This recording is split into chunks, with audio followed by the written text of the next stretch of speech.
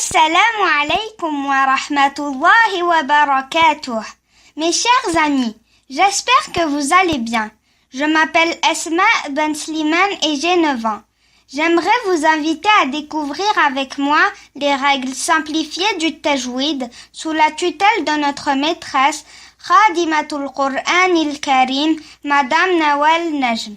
Je sais, tout comme moi, vous n'hésiterez pas à exécuter les ordres d'Allah subhanahu wa ta'ala qui nous a dit dans le Saint-Coran wa rattilil Qur'ana tartila, ni à suivre les pas de notre cher prophète Muhammad sallallahu alayhi wa sallam qui a dit khayrukum man ta'allama al-Qur'ana wa 'allamah, ce qui veut dire le meilleur d'entre vous est celui qui apprend le Coran et l'enseigne. Sadaqallahul azim wa rasuluhul karim. En avant les amis, allons tous découvrir la première leçon qui aborde l'emphase et la douceur, ce qui veut dire at-tafkhim wa at-tarqiq. Bismillahirrahmanirrahim. إن الحمد لله نحمده ونستعينه ونستغفره ونعوذ بالله من شرور أنفسنا وسيئات أعمالنا من يهده الله فلا مضل له ومن يضلل فلن تجد له وليا مرشدا وأشهد أن لا إله إلا الله وأشهد أن محمدا عبد الله ورسوله sallallahu alayhi wa sallam. Alors, en quoi consiste ce programme? Afin de clarifier votre compréhension de ce programme, prenons la première leçon qui est l'emphase et la douceur. Au bas de chacune des pages du Coran qui a les ahkam en couleur, on réfère à l'emphase à travers la couleur bleue. Cela n'est pas seulement le cas pour la lettre Ra, mais également pour l'ensemble des lettres Afin de symboliser l'emphase dans l'esprit des enfants, j'ai cherché dans le Coran un animal qui pouvait représenter cette règle de tajwid et mon choix s'est arrêté sur la baleine citée dans l'histoire du prophète Yunus alayhi salam. C'est donc de cette façon que j'ai pu introduire l'histoire de ce prophète ainsi que le message qu'Allah a voulu nous transmettre à travers celle-ci, et j'ai également pu faire ressortir la morale de cette histoire. Pour ce qui est de la douceur, qui est représentée par des petites lettres noires dans le Coran, j'ai appliqué le même principe. J'ai donc recherché dans le Coran un animal qui pouvait symboliser cette autre règle de tajwid et j'ai décidé d'associer la douceur à la fourmi qui est également un insecte cité dans le Coran. De cette même façon, j'ai pu aborder l'histoire du prophète Sulayman alayhi salam. De plus, j'ai choisi le mizmar pour le prophète Daoud afin d'illustrer la rouna ainsi que le bâton du prophète Moussa alayhi salam pour symboliser les moudoud. Finalement, le but de ce programme était de joindre l'utile à l'agréable en enseignant les règles de tajwid aux enfants tout en leur racontant l'histoire des différents prophètes cités dans le Coran. Il permet également d'inculquer la foi islamique à nos enfants et de la renforcer. C'était aussi une manière d'enseigner la lecture du Coran à nos enfants comme Allah nous a ordonné de le faire. Wa billahi tawfiq. Sans plus tarder, ensemble, on va apprendre les règles de tajwid inspirées des histoires passionnantes évoquées dans le Coran, des couleurs, des formes, des animaux et morales tirées de ces histoires. Chaque règle phonétique du Coran est symbolisée par une couleur dont on trouve la légende en bas de la page. De nombreux animaux cités dans le Coran nous accompagneront lors de la découverte des règles de tajwid. L'emphase ou tafkhim est symbolisée par la couleur bleue qui nous fait penser à un gros mammifère marin bleu, la baleine. Rien ne saura mieux représenter la règle de la douceur ou tarqiq, symbolisée par la couleur noire, que la courageuse petite fourmi noire. Comme vous allez le constater, mes chers amis, L'alphabet arabe comporte 29 lettres dont 7 qui sont Kha, Sad, Dad, Ghain, Ta, Qaf, Vod répondent à la règle de l'emphase. Pour mieux retenir ces dernières, on les a rassemblées dans la parole. Khoussadar tinqidh. Elles sont tellement grosses comme la baleine qu'elles remplissent la cavité buccale en les prononçant. Les 3 lettres Alif, Lam, Ra répondent aux 2 règles, l'emphase et la douceur selon le cas qui se présente. La règle de la douceur s'applique aux lettres qui restent. Hamza, Ba, Ta, Tha, Jim, Ha, Dal, Zal, Zay, Sin, Shin, Ain, Fa, Kaf, Mim, Nun, Waw, Ha, Ya. Les lettres de la douceur ou tcharqir sont aussi fines qu'une fourmi. L'emphase et la douceur, at-tafkhim ou at-tcharqir. L'emphase ou tafkhim concerne les lettres khoussadar tinqidh, c'est-à-dire celles qui sont prononcées avec emphase et en remplissant la cavité buccale, ce qui veut dire écho. On les appelle aussi des lettres de l'élévation, huruf al-isti'la. Elles sont appelées ainsi car l'arrière de la langue s'élève vers le palais en les prononçant. Notez bien mes chers amis, pour appliquer correctement les lettres emphatisées de khoussadar tinqidh, on ne projette pas les lèvres vers l'avant. Tout ce dont on a besoin, c'est connaître les points de sortie de chacune de ces lettres pour bien les prononcer. Exemple, qala, al-zalimin, as-salah. La douceur, amincissement ou tcharqir consiste à prononcer les lettres sans faire d'écho dans la bouche. On le fait pour toutes les lettres, sauf les 7 lettres de khoussadar tinqidh et les 3 lettres qui sont des fois muraqqaqa et d'autres mufakhama. Les lettres de la douceur sont appelées aussi les lettres de l'abaissement, huruf al-istifal, car l'arrière de la langue est abaissé par rapport au palais. Les lettres Alif, Lam, Ra.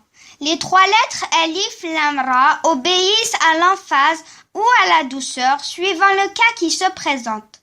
En ce qui concerne le Alif, on le prononce emphatisé lorsqu'il est précédé par l'une des lettres de l'emphase et aminci lorsqu'il est précédé par l'une des lettres de la douceur. Les règles de la lettre Lam. La lettre Lam se lit toujours aminci, sans emphase, sauf dans le nom de Allah, Lafzul Jalala.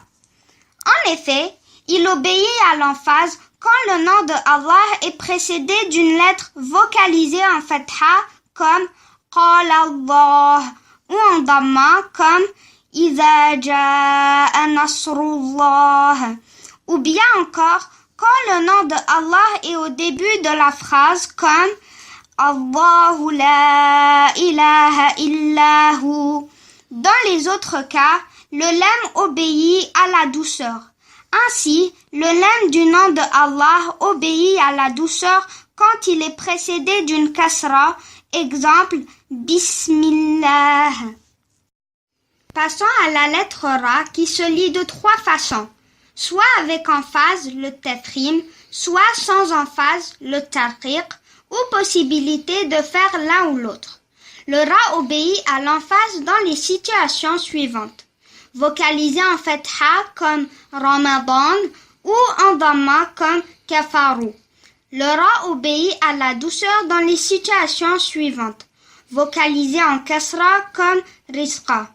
Notez bien que les cas présentés ci-dessus ne représentent pas l'ensemble des ahkam Ra. Mes chers amis, je suis sûr que vous devez être très curieux de connaître l'histoire du prophète Yunus alayhi salam. Pourquoi et comment a-t-il été avalé par la baleine? C'est ce que nous découvrirons immédiatement.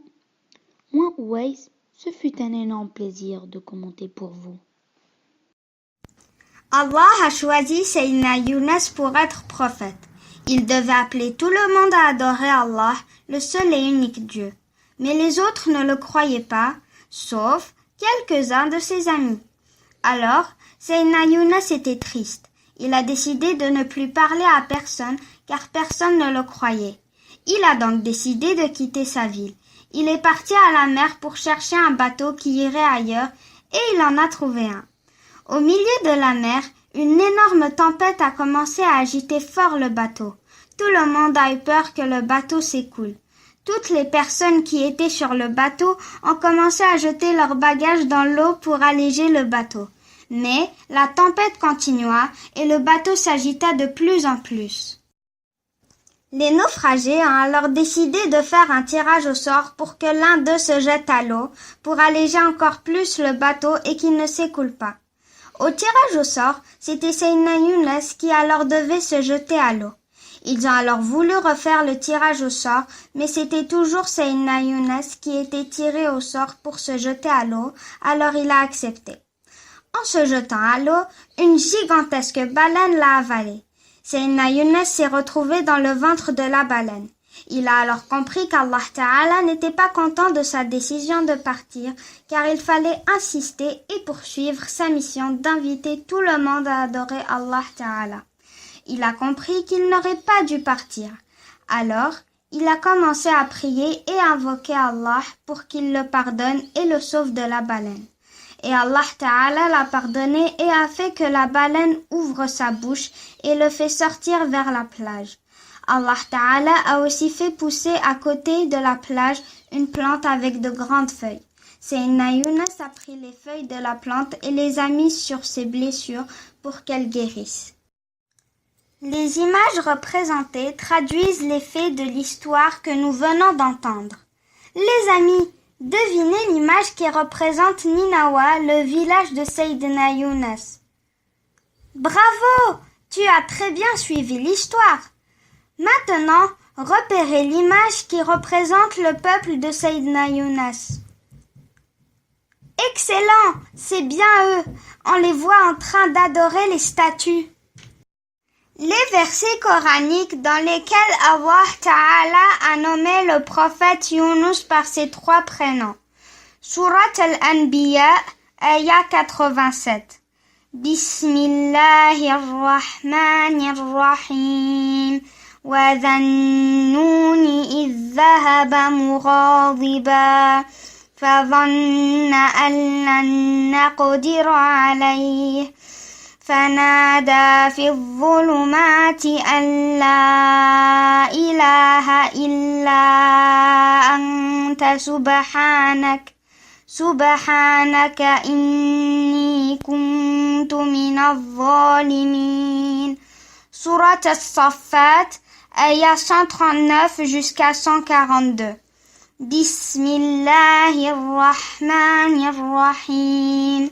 وَإِنَّ يُونُسَ لَمِنَ الْمُرْسَلِينَ إِذْ أَبَقَ إِلَى الْفُلْكِ الْمَشْحُونِ فَسَاهَمَ فَكَانَ مِنَ الْمُدْحَضِينَ فَالْتَقَمَهُ الْحُوتُ وَهُوَ مُلِيمٌ. Et enfin, Sourate Al-Qalam, ayah 48. Bismillahirrahmanirrahim. فاصبر لحكم ربك ولا تكن كصاحب الحوت إذ نادى وهو مكظوم. Savez-vous que Yunus alayhi salam, après avoir été avalé par la baleine sur ordre d'Allah, s'est retrouvé dans trois obscurités? L'obscurité de la nuit, l'obscurité de la profondeur de l'océan et celle du ventre de la baleine. C'est alors qu'il a invoqué Allah par ce doua. La ilaha illa anta subhanaka inni kuntu minaz zalimin. Savez-vous aussi que Sayyidina Younas alayhi salam a été nommé par Allah par trois noms différents dans le noble Coran? Yunus alayhi salam, Dhannun wa Sahib al-Hut. Bismillahirrahmanirrahim. Assalamu alaikum wa rahmatullahi wa barakatuh. L'objectif de l'histoire du prophète Yunus alayhi salam. Seul et uniquement Allah doit être adoré. L'appel au chemin d'Allah nécessite de la patience et de l'optimisme. Chacun de nous est un messager pour l'autre. Maintenant, on va écouter Nour. On insiste lors de l'invocation d'Allah sans se lasser. L'appel au chemin d'Allah doit se faire délicatement. Essayez de voir le bon côté des autres. Pourrais-tu continuer, Aziz? L'invocation d'Allah ne doit pas se limiter juste au moment de détresse, mais ça doit se faire aussi aux moments les plus paisibles. Accomplir nos missions jusqu'à la fin. Termine, Nour, s'il te plaît, jazakillahu khayran. Être convaincu que l'invocation d'Allah nous préserve de tous les maux et nous rapproche d'Allah. Et pour conclure, on n'oublie pas notre soumission à Allah. On entend et on obéit. Et maintenant, mes chers amis, introduisons-nous dans le royaume du prophète roi Sulayman alayhi salam. Et maintenant, je vais vous raconter l'histoire du prophète Sulayman alayhi salam avec la fourmi. Le prophète Sulayman alayhi salam était le fils du prophète Daoud alayhi salam. Allah Ta'ala dit, et Salomon hérita de David et dit, on nous a appris le langage des oiseaux et on nous a donné part de toutes choses. C'est là, vraiment la grâce évidente. Allah lui accorda le plus grand royaume jamais dirigé par un roi. Il avait le contrôle du vent, les hommes comme les djinns lui étaient dévoués et il pouvait aussi donner des ordres aux oiseaux en leur parlant dans leur langue. En raison de ces bénédictions, le royaume du prophète Sulayman alayhi salam était très puissant. Et furent rassemblés pour Sulayman ses armées de djinns, d'hommes et d'oiseaux et furent placés en rang. Une fois, il marchait avec son armée dans un endroit appelé la vallée des fourmis. Une fourmi dit « Ô fourmis, entrez dans vos demeures, de peur que Sulayman et son armée ne vous écrasent sous leurs pieds sans s'en rendre compte. » Le prophète Sulayman alayhi salam a entendu ce qu'avait dit la fourmi et sourit, puis il remercia Allah Ta'ala de lui avoir accordé la sagesse de comprendre, du savoir ainsi que du pouvoir. Sulayman dit, « Seigneur, permets-moi de rendre grâce des bienfaits dont tu nous as comblés, mon père, ma mère et moi-même. Fais que toutes mes actions te soient agréables et admets-moi par un effet de ta grâce parmi tes saints serviteurs. » Surat An-Naml, ayats 18 et 19. Imaginez-vous qu'il puisse exister un être capable de soumettre le djinn à sa volonté, comprendre et communiquer avec les animaux, gouverner toutes les créatures humaines, animales et surnaturelles. Le djinn? Eh bien, le prophète Sulayman alayhi salam l'a fait sur ordre de Allah. Ce fut pour moi, Assil, un grand honneur de commenter pour vous, mes chers amis. Les versets coraniques dans lesquels Allah Ta'ala a parlé du prophète Sulayman alayhi salam. Surat An-Naml, ayats 16 et 17. Bismillahirrahmanirrahim. Wa waritha Sulayman Daoud. وقال يا أيها الناس علمنا منطق الطير وأوتينا من كل شيء إن هذا لهو الفضل المبين وحشر لسليمان جنوده من الجن والإنس والطير فهم يوزعون. Et surat Saba, ayat 12. Bismillahirrahmanirrahim. ولسليمان الريح غدوها شهر ورواحها شهر وأسلنا له عين القطر ومن الجن من يعمل بين يديه بإذن ربه. Aucun autre prophète n'avait autant de miracles que Sulayman alayhi salam. Entre autres, la connaissance du langage des oiseaux, la soumission des djinns et les démons qui travaillaient sous ses ordres, les vents allaient et venaient selon ses ordres, et enfin, la soumission de la terre qui coule de cuivre. Dua an-Nabi Sulayman alayhi salam. Bismillahirrahmanirrahim. Rabbi awzi'ni an ashkura ni'mataka allati an'amta alayya wa ala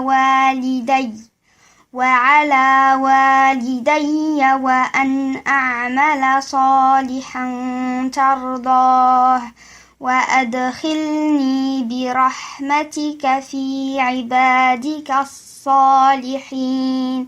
Sadaqallahul azim. La leçon tirée de l'histoire du prophète Sulayman alayhi salam, c'est que Allah veut que cet insecte nous serve d'exemple.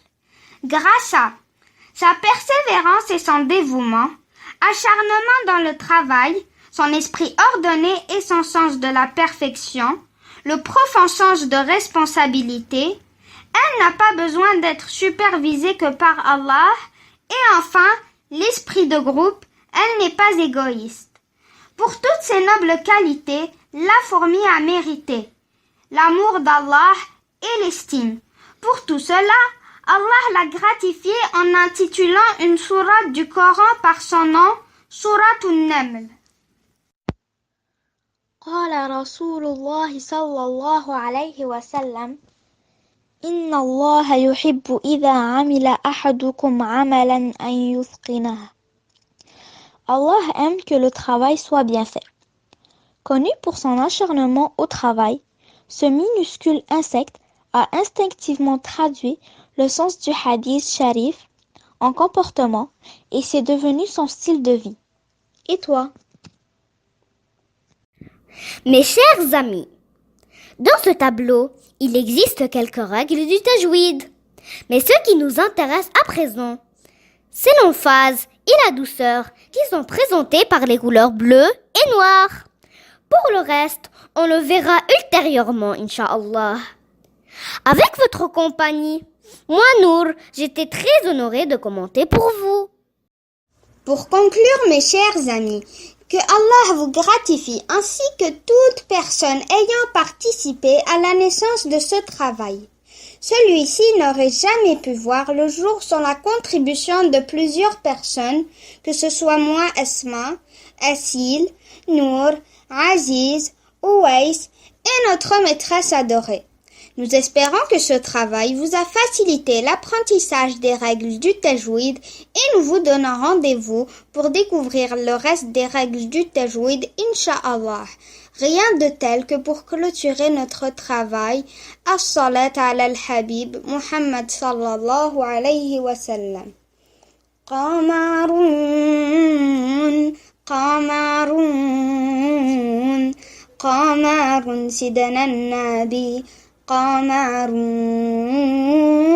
وجميل وجميل وجميل سيدنا النبي وجميل وكف المصطفى كالورد ينادي الله الله وعطرها يبقى إذا مست أيادي الله الله وكف المصطفى كالورد ينادي الله الله وعطرها يبقى إذا مست أيادي الله الله وعم نوالوها كل العباد وعم نوالوها كل العباد وعم نوالوها كل العباد حبيب الله يا خير البرى يا قمرون قمرون قمر سيدنا النبي قمر وجميل وجميل وجميل سيدنا النبي وجميل ولا ظل له بل كان نورا الله الله تنال الشمس منه والبدور الله الله ولا ظل له بل كان نورا الله الله تنال الشمس منه والبدور الله الله ولم يكن الهدى لولا ظهورا ولم يكن الهدى لولا ظهورا ولم يكن الهدى لولا ظهورا وكل الكون أنار بنور طه قمرون قمرون قمر سيدنا النبي قمرون وجميل وجميل وجميل سيدنا النبي وجميل